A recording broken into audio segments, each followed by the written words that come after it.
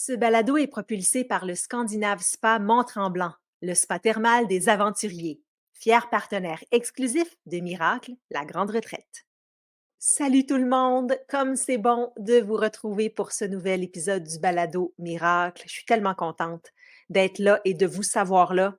On se fait du bien. Cette semaine, on va parler du cerveau. Pourquoi est-ce que c'est si difficile de, par exemple, se lever, aller s'entraîner, bien manger, faire notre méditation, toutes ces choses qu'on sait très bien que ça nous fait du bien, mais qu'on a de la difficulté à mettre en place? Il y a des choses qui se passent dans notre tête qu'on comprend pas très bien, mais il y a quelqu'un qui en a fait sa passion et c'est Scott Simons.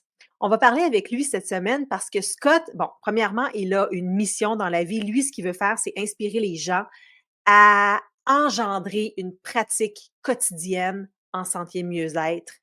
Il y a plus de 2500 heures de formation en arrière de la cravate comme prof de yoga, de méditation, comme coach santé, comme entraîneur personnel, mais surtout, il s'intéresse et il lit et il en mange. Il s'intéresse donc au fonctionnement de notre esprit et de notre cerveau. On va aussi parler avec lui du pouvoir de la thermothérapie. Vous savez, on entend de plus en plus parler des bienfaits du froid et aussi de la transition entre le très chaud et le très froid. Les spas sont de plus en plus populaires et Scott, il est ambassadeur du Scandinave Spa, qui est également notre partenaire exclusif pour Miracle, la grande retraite. Je suis une fan de spa. J'adore ce que ça me fait, mais Scott, lui, il comprend pourquoi j'aime ça. Il comprend ce que ça fait dans le cerveau et il va nous en parler du grand pouvoir de la thermothérapie. Alors voici Scott Simons.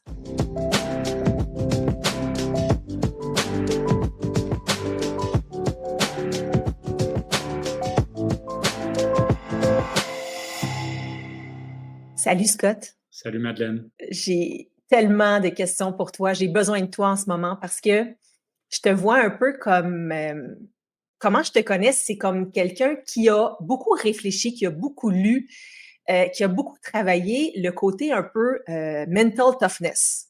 Je te vois là sur les réseaux sociaux, tu sais, tu te lèves tôt le matin, tu vas faire tes pratiques, t'es là, il est 6 heures, c'est pas grave, c'est l'hiver, c'est pas grave, on y va, puis tu nous pousses à voir un peu la vie d'un côté où faut pas que tu commences à te dire « Oh, je reste-tu dans le lit à matin?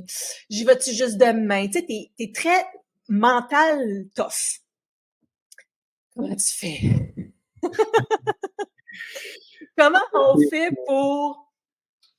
Par où on commence pour mieux contrôler notre mental qui, lui, a pas envie qu'on se lève puis qu'on aille faire le cours de yoga à 6 heures le matin? Ben, c'est surtout que j'ai vraiment connu les côtés de mental fragility, tu sais, la fragilité mentale, plus de paresse, réactif, pris dans mon lit, dépression, anxiété, stress, burn-out. Puis quand je repousse à demain, puis je procrastine, c'est des énergies que j'aime pas, tu sais. J'aime beaucoup plus être proactif, prendre responsabilité sur mon énergie, mon stress, mon anxiété, mon focus, mes actions. Puis ça se fait, pour moi, ça se fait à travers des exercices ou des pratiques qui sont inconfortables, des fois. C'est de trouver le confort dans l'inconfort. Puis les pratiques sont difficiles. Par contre, le reste de ma vie devient pas nécessairement plus facile, mais plus simple, coule plus, résonne, il y a une cohérence, il y a une fréquence, il y a une ouverture, il y a un optimisme, une joie qui vient. Pas tout le temps, là, je parle pas, c'est pas tout le temps ça. Mais pour moi, c'est au quotidien aussi, parce que moi, mon challenge, comme tu le sais, ça a été, puis ça reste la santé mentale.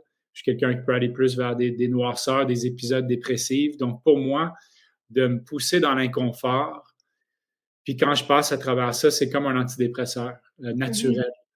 On a tout ça à l'intérieur de nous. Quand on passe à travers le froid, le gym, peu importe c'est quoi, une douche froide, on augmente notre résilience, notre persévérance, dopamine, on est en train de reconstruire notre cerveau, en train de reconstruire notre système nerveux. Puis pour ça, c'est une respiration à la fois, je dirais. Donc, on peut vraiment reprendre la maîtrise sur les circuits primitifs dans notre cerveau qui veulent nous garder dans notre zone de confort, qui veulent créer des histoires, des illusions de stress, d'anxiété pour qu'on sorte pas de notre zone de confort, pour qu'on n'évolue pas, pour qu'on ne transforme pas, parce que ces circuits primitifs-là nous défendaient pendant des milliers d'années de situations de vie ou de mort et de danger. Donc, ils sont super importants. Ils étaient super importants, ces circuits-là. Mais là, en 2023 ou 2024, c'est vrai, c'est plus risqué de rester dans notre zone de confort que de sortir de notre zone de confort. On doit évoluer individuellement et collectivement si on veut sortir un peu des problèmes ou de ce qui se passe en ce moment sur l'humanité. Tu sais. Puis on pourrait penser que c'est un miracle que ça prend, mais c'est vraiment, oui, ça peut être ça, mais c'est aussi simple que des êtres humains qui viennent ensemble, pas réactifs, mais en mode réponse, qui veulent partager leur parcours, qui veulent être la meilleure version d'eux-mêmes, puis trouver des solutions qui viennent pas des circuits primitifs, mais qui viennent du cœur ou du cerveau beaucoup plus développé, le néocortex, où est-ce qu'on a les fonctions exécutives. C'est là qu'on va trouver les solutions proactives. Et c'est encore plus dur de le faire quand, justement, on va moins bien. Tu sais, c'est là où on en a le plus besoin de se lever puis d'avoir une discipline dans nos pratiques. Pour ma part, d'y aller toujours à mon yoga, de sortir marcher, de faire mes respirations, de faire ma méditation. Quand je sais que ça fait du bien, c'est comme tu dis, c'est pour ça que tu le sais que ça te fait du bien, puis c'est pour ça que tu es capable de le faire. Mais en même temps, c'est quand ça devient plus difficile de le faire, surtout comme là, en hiver profond, manque de lumière, après les fêtes, tu sais, c'est plus rough. Puis là, c'est là qu'on a encore plus de difficultés à se pousser puis à y aller, même en connaissant les bienfaits. Mais je pense souvent à toi parce que tu parles d'une règle, puis tu vas nous la redire. Là, on a quelques secondes pour réagir avant de se faire attraper par justement le mental qui nous dit non, non, non, on reste à la maison. Exactement. On a 5 secondes de temps. Ça, c'est le 5-second rule, la règle de 5 secondes de Mel Robbins que j'adore. Tellement simple, mais dans ces 5 secondes-là, on peut répondre, en fait. On a encore l'opportunité de réponse, avant d'aller en mode réaction, où est-ce qu'on est plus, des fois, inconscient. Puis ces énergies-là vont embarquer. Il y a une avalanche d'excuses. Il fait trop chaud, il fait trop froid, c'est mardi, c'est mercredi, il fait trop noir, c'est le mois de février, je me suis entraîné hier. C'est incroyable. Puis même après 20 ans, 25 ans de pratique, je pensais que cette voix-là, le volume allait baisser après 5 secondes de temps, mais non, elle est encore là. Je suis fasciné par cette voix-là. Je suis fasciné par ce que j'appelle la résistance à la santé. Puis elle embarque pour moi après 5 secondes de temps. Donc, si on prend action dans ces 5 secondes-là, on transforme, on empêche cette réaction-là, cette avalanche-là d'embarquer, puis on démontre à ces énergies-là à l'intérieur de nous que, oh wow, Scott est proactif aujourd'hui.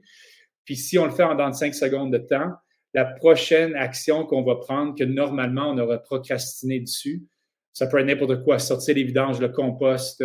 Oui, aller se brosser les dents, tu sais, juste comme... Brosser les dents, passer la soie dentaire, tu sais. Partout, je suis assez fasciné par à quel point qu'on était conditionné à hésiter, à repousser tout ce qui est bien pour nous à quelque part. Mais de s'asseoir puis aller voir Netflix, c'est très rare que le mental va dire « ben non, fais-le demain ». Donc, c'est assez incroyable, cette énergie-là. Puis moi, en fait, je suis en train de le pratiquer cette semaine. Je me lève à 5 heures du matin en dans 5 secondes de temps. C'est du lundi au vendredi, c'est mon but. Là, on est rendu mercredi, je l'ai fait chaque jour. Parce que c'est pas quand on se lève le matin, c'est comment on se lève le matin qui est important.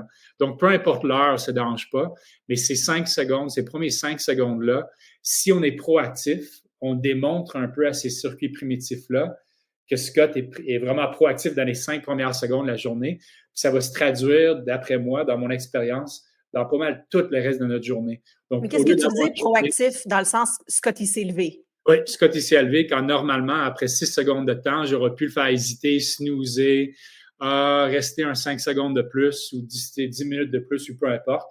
Puis le reste de ma journée devient un peu un snooze, devient un peu paresseux. Il y a une petite hésitation de plus. Quand je me lève en dans 5 secondes de temps, c'est assez incroyable comment que j'ai maîtrisé, dressé, on pourrait dire, cette voie-là. Parce que cette voie-là est très primitive. C'est comme entraîner un chien, c'est comme dresser un chien. C'est pas si complexe que ça, mais il faut le faire quotidiennement, il faut le faire constamment. Puis, donc oui, le 5-second rule, c'est dès que vous voulez dire, OK, je vais aller au gym, n'importe quoi de proactif, n'importe quoi qui va ajouter de la santé dans votre vie, transformation, évolution, faites-le en dans de 5 secondes de temps, dressez le mental, reprenez la maîtrise sur vos actions. J'aimerais ça t'entendre, Scott, sur une constatation que j'ai ces temps-ci, parce que moi, j'ai eu un automne tough. J'ai beaucoup d'amis autour de moi aussi qui l'ont eu plus difficile en 2023. Côté santé mentale, on est bien gros dans le jus, dans le tourbillon, dans le chaos, tu sais, pas de temps pour nous. Des questionnements aussi sur qu'est-ce qu'on fait ici, qu'est-ce que je veux faire pour le reste de ma vie, qu'est-ce que je veux faire comme travail.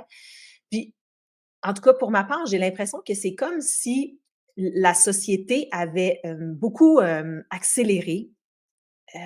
On est rendu là qu'il faut aller vite, il faut répondre à tout, faut performer.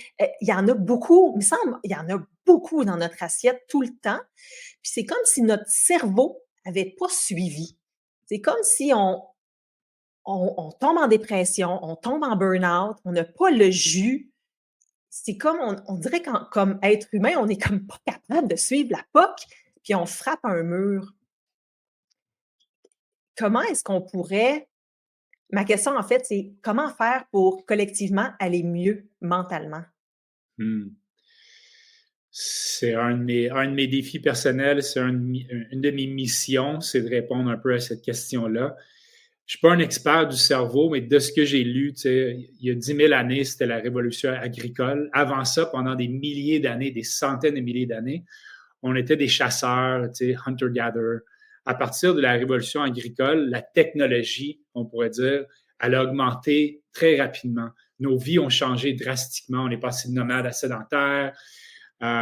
Puis là, surtout depuis la révolution industrielle, puis là, depuis surtout 30 ans ou 20 ans, Internet, tout ça, ça va tellement, tellement vite, mais on a encore un cerveau qui est pris dans des milliers d'années. Oui. Donc, on doit comprendre un peu le cerveau pour comprendre ces réactions-là qui sont très naturelles, très saines, qui pendant longtemps nous défendaient, puis on doit les accepter. Tu sais, ce que tu as passé à travers, ce que tes amis ont passé à travers, ce que la planète passe à travers, on parle de récession. Moi, je dis qu'on est dans une dépression. Tu sais, je le sens, mais c'est bien la dépression quand on l'accepte, puis qu'on ne le repousse pas, puis qu'on ne le résiste pas. Toutes ces émotions-là, toutes les émotions sont bien. C'est un peu comme la température. Quand il fait moins 20, si on est habillé pour, c'est bien. Quand il fait moins 20, on n'est pas habillé pour, c'est horrible.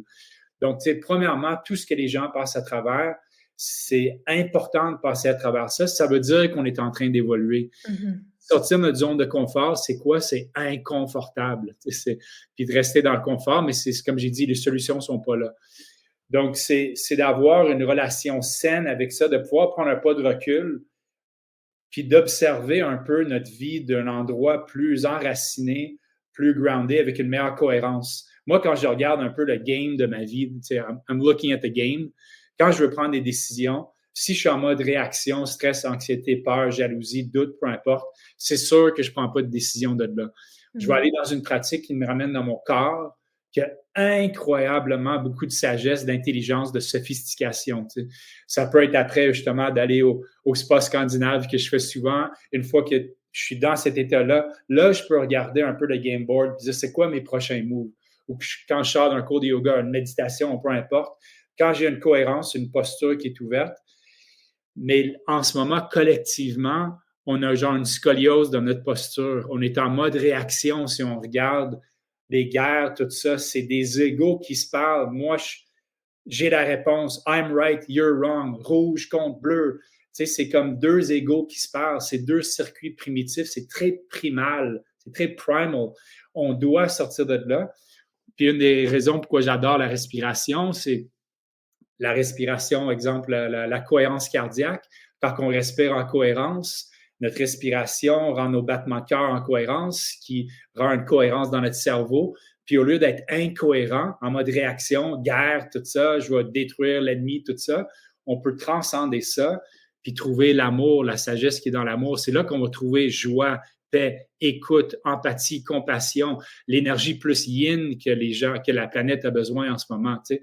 Puis c'est pas juste féminin, c'est l'être humain, tout le monde peut aller chercher cette énergie yin-là de douceur. Mais pour accéder à ça, on doit passer par une respiration consciente, on doit passer par une pratique, on doit passer par une communauté, des gens autour de nous, on doit trouver cette fréquence-là. Tu sais.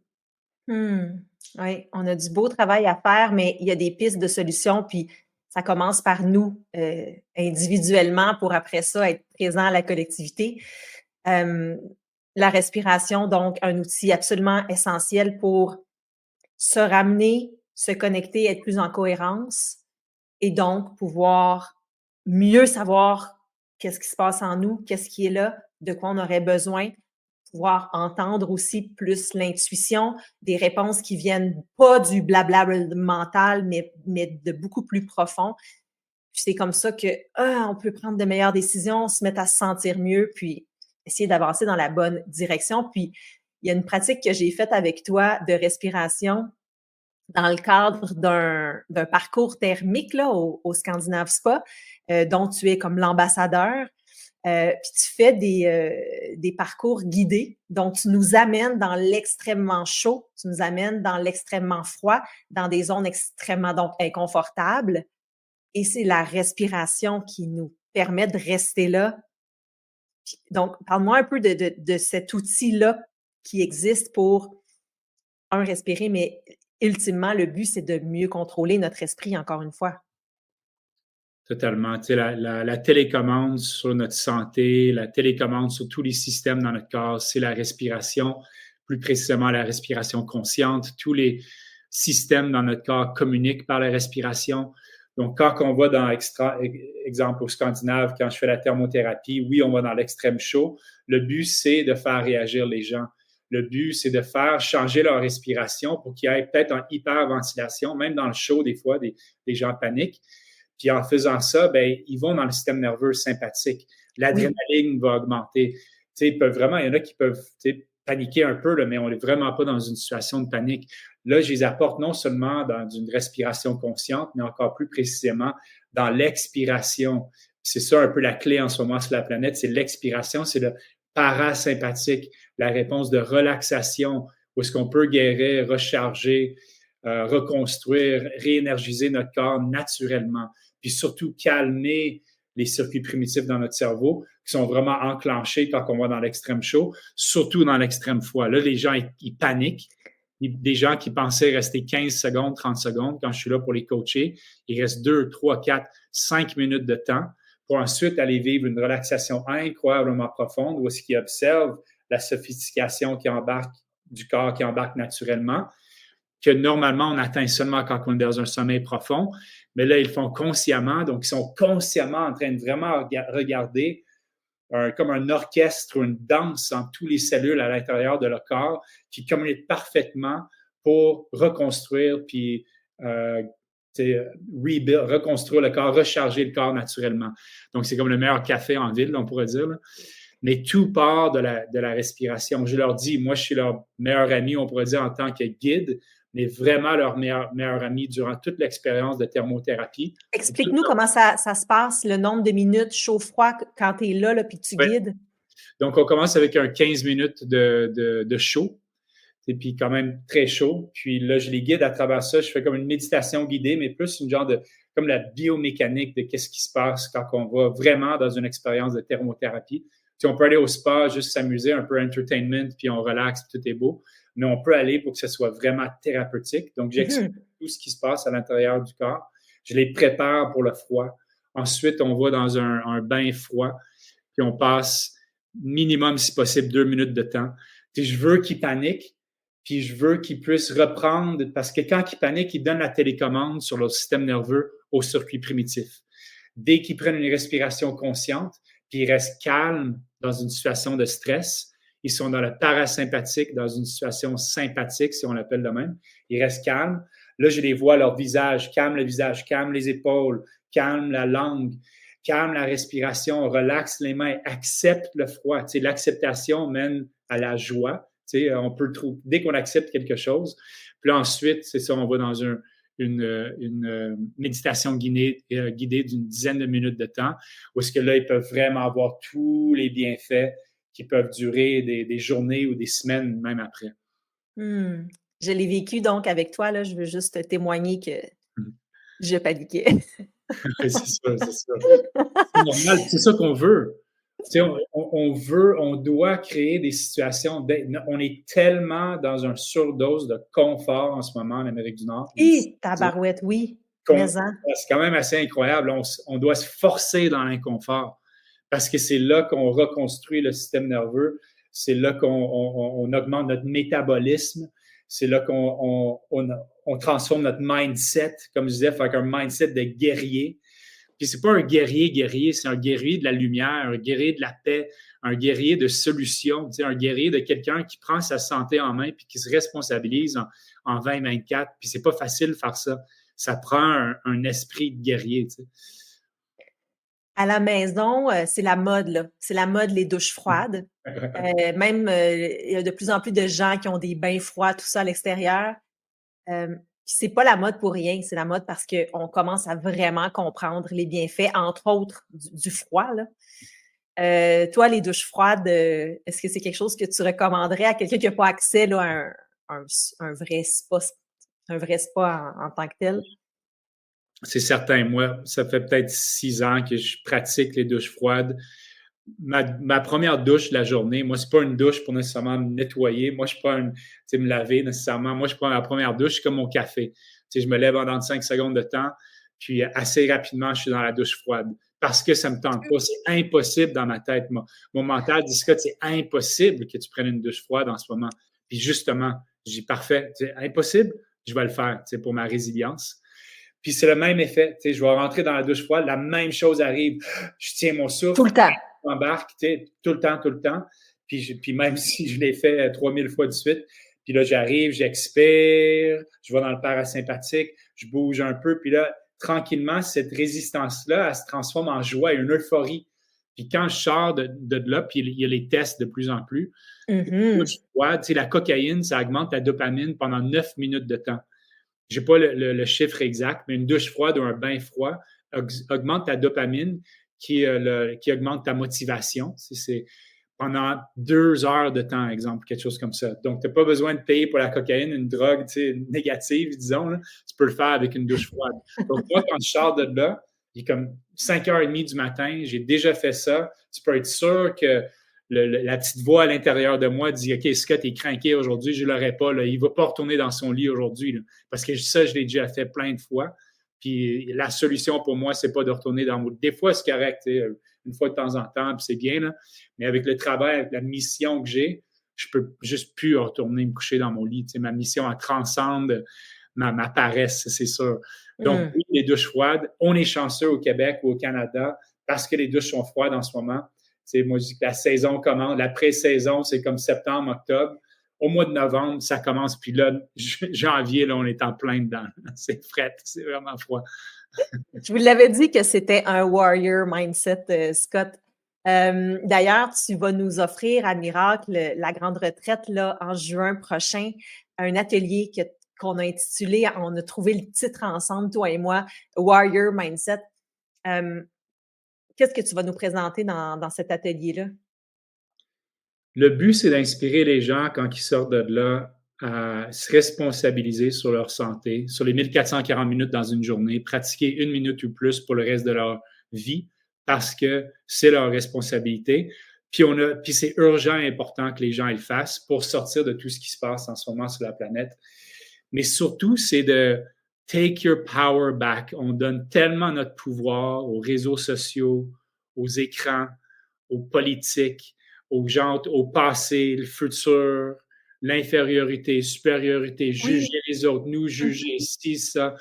Puis on a une source à l'intérieur de nous d'abondance, de joie, de paix.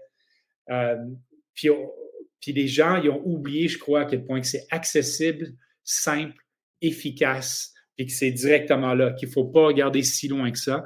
Donc, je vais représenter la santé aux gens, le mieux-être aux gens, d'une façon, d'après moi, tellement accessible. Je vais tellement les réveiller qu'ils vont se dire « Oh shit, OK, oui, je dois reprendre ma santé en main maintenant, puis pour le reste de ma vie. Puis je vais investir quotidiennement pour créer un momentum dans ma vie qui va faire en sorte que même si une journée ça ne me tente pas ou j'ai stress, anxiété ou une épisode dépressif ou peu importe, le momentum va tellement être fort, le feu à l'intérieur de moi va tellement être fort que c'est impossible que ça nuise à mon énergie, puis à ma persévérance, puis ma résilience, puis ma mission en tant qu'être humain sur la planète.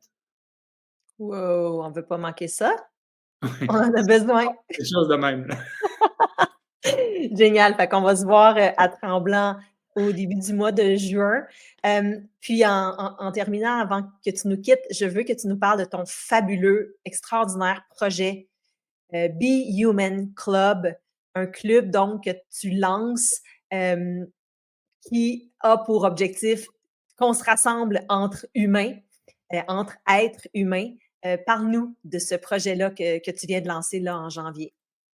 Oui, c'est un projet que, en fait, que j'ai parti en 2018, que je lisais, je crois, un article sur la violence entre les humains au 20e siècle, gratuit, là. L'Holocauste, les guerres, les femmes, racisme, mais aussi les plantes, les animaux. C'est juste parce que quelqu'un était juif, n'importe quoi, tu sais, c'est comme. Puis là, je regardais autour de moi aussi, je vois beaucoup dans les entreprises, tu sais, je fais beaucoup de santé corporative, je regardais les employés, stress, anxiété, peur. Je te laisse, c'est pas ça notre meilleure version de l'humanité. Il y a un échec en ce moment en tant qu'humanité. Donc, j'ai parti le Be Human Club, puis là, on a parti la plateforme le lundi 15 janvier.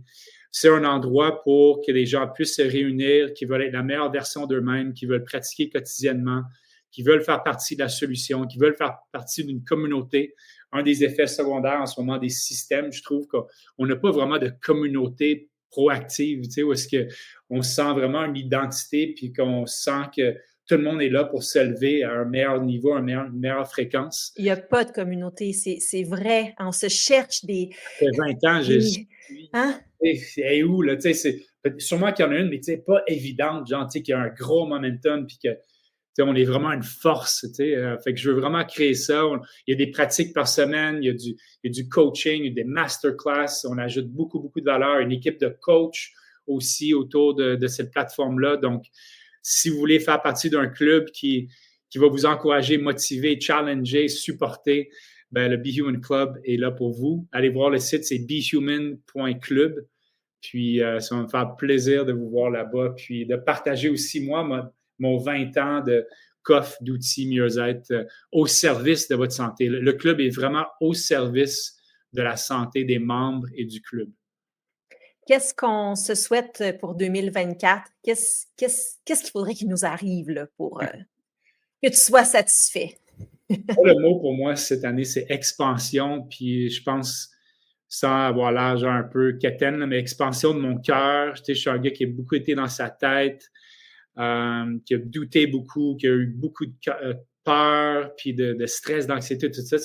Puis là, je veux vraiment aller, pour moi, les solutions pour moi, puis je trouve les solutions pour nous, puis la planète, vont se trouver dans le cœur. Tu sais, fait que toutes les pratiques que je peux faire, tu sais, comme What would love do? Qu'est-ce que l'amour ferait en ce moment? Mais vraiment, tu sais, what would love do? Tu sais, fait que je veux beaucoup, beaucoup revenir à cette question-là. Donc, moi, je dirais l'expansion du cœur. Ce serait un peu 2024 pour moi. Ce serait incroyable si on pouvait tous faire ça. Love is always the answer. There you go, be love. Merci tellement, Scott. Tu nous as fait du bien, tu m'as fait du bien, tu m'as énergisé, tu me motives encore plus. Puis je te jure que je pense souvent à toi, je pense souvent à ton 5 secondes. Puis, oh, tabarouette, je le fais. C'est vrai que ça sert à rien de rester une heure de plus. On se sent pas mieux une heure après. Fait que c'est pas ça la réponse. Hein? On le sait, on les connaît, les pratiques qui nous font du bien. Puis il faut juste se le faire redire là, pour se restarter. Exactement. Donc, merci d'avoir été avec nous, Scott. On va aller te voir sur ton Be Human Club. Et à tous nos auditeurs, auditrices, merci. Merci d'être là à chaque semaine. C'est tellement bon. Nous, on en a un club. C'est le club du Balado Miracle. C'est parfait. Cool. Bye tout le monde. Bye tout le monde. T'as aimé cet épisode du Balado? Eh bien, joins-toi à moi, joins-toi à nous lors de l'événement bien-être numéro 1 au Québec, Miracle, la grande retraite. Ça se passe du 31 mai au 2 juin prochain et tu vas pouvoir rencontrer les invités experts les plus intéressants du moment qui vont aborder tous les sujets que tu aimes. Yoga et méditation, auto-hypnose, alimentation et santé mentale, tantra, hormones au féminin, psychologie, reiki, breathwork, ayurveda, relations de couple et tellement plus. Pour tout savoir, c'est le retraite-miracle.com. Je t'attends.